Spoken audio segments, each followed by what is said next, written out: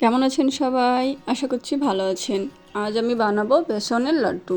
এই বেসনের লাড্ডু বা নাড়ু কিভাবে বানাই আপনারা সাথে থাকুন আর সম্পূর্ণ ভিডিওটা দেখুন। আর আমার চ্যানেলটা সাবস্ক্রাইব করতে ভুলবেন না। আর আমার ফেসবুক পেজ ফুডি শারমিন, আপনারা ওইখানে অনেক রান্নার ভিডিও দিই, আপনারা গিয়ে ফলো করবেন, ভিডিওগুলো দেখবেন। আশা করছি খুব ভালো লাগবে। এই বেসনের লাড্ডু বানানোর জন্য লাগবে চিনি, ঘি, বেসন, আর আমি কিছু কাঠবাদাম নিয়েছি, সেগুলো কেটে নিচ্ছি।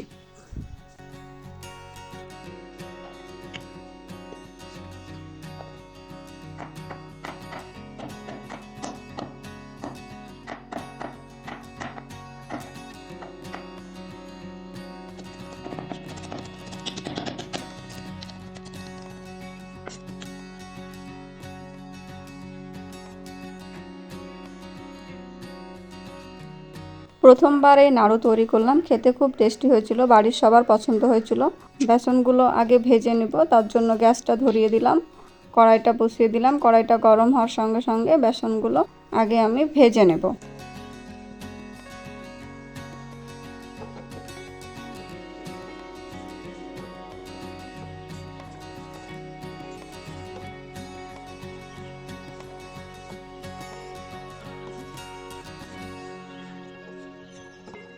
বেসনটা ভাজা হয়ে গেল, এবার ঘি দিয়ে আরও ভালোভাবে বেসনটা ভেজে নিতে হবে।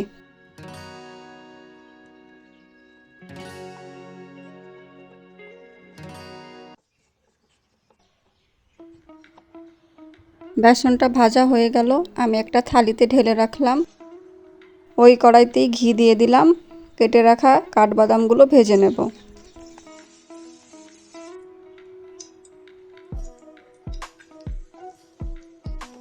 কাঠবাদাম ভাজা হয়ে গেল, ঢেলে রাখলাম। এবার ওই কড়াইতেই কিছু মশলা দিলাম, তেজপাতা, গরম মশলা একটু ভেজে নিয়ে ভেজে রাখা বেসনগুলো আবার ওই কড়াইতেই দিয়ে দিলাম, আরও কিছুক্ষণ ভেজে নেব।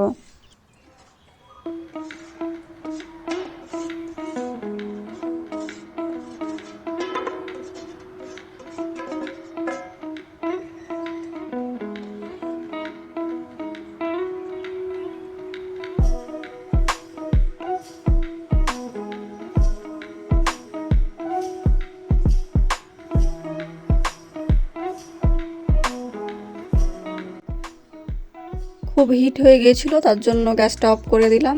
এবার আমি কড়াইতে চিনি দিয়ে দিলাম। তো চিনিটা আমি গোটাই দিয়ে দিয়েছি, আপনারা গুঁড়ো করে চিনিটা দিবেন, তাহলে বেসনের সঙ্গে তাড়াতাড়ি মিশে যাবে আর নাড়ুটা আরও তাড়াতাড়ি করা হবে।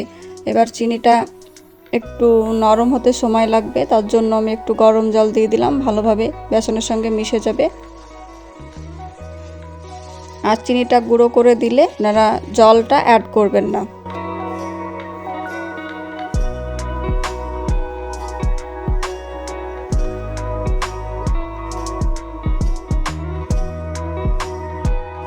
এবার কড়াইটা নামিয়ে রাখলাম, একটু ঠান্ডা করব, থালাতে ঢেলে নিলাম। খুব ঠান্ডা করব না, একটু গরম থাকতে থাকতেই নাড়ুগুলো বানিয়ে ফেলতে হবে। হাতে একটু ঘি মাখিয়ে নিলাম, দিয়ে আমি নাড়ুগুলো বানিয়ে ফেললাম। এইভাবে আপনারা নাড়ু বানিয়ে খাবেন, খুব হেলদি আর খেতেও খুব ভালো লাগে। বাচ্চাদের বানিয়ে খাওয়াবেন, খুব তাড়াতাড়ি বানানো যায়, বেশি সময় লাগে না বানাতে।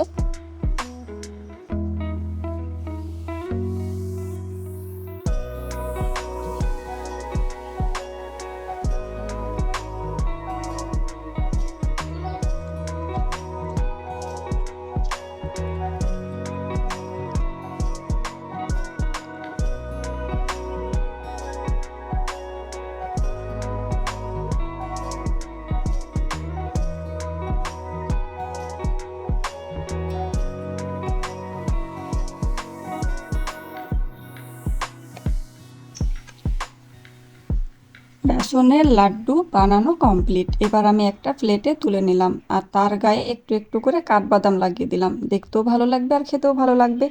পুরো ভিডিওটা যদি আপনাদের ভালো লেগে থাকে তাহলে অবশ্যই আমার চ্যানেলটা সাবস্ক্রাইব করবেন আরও নতুন নতুন রেসিপি দেখার জন্য।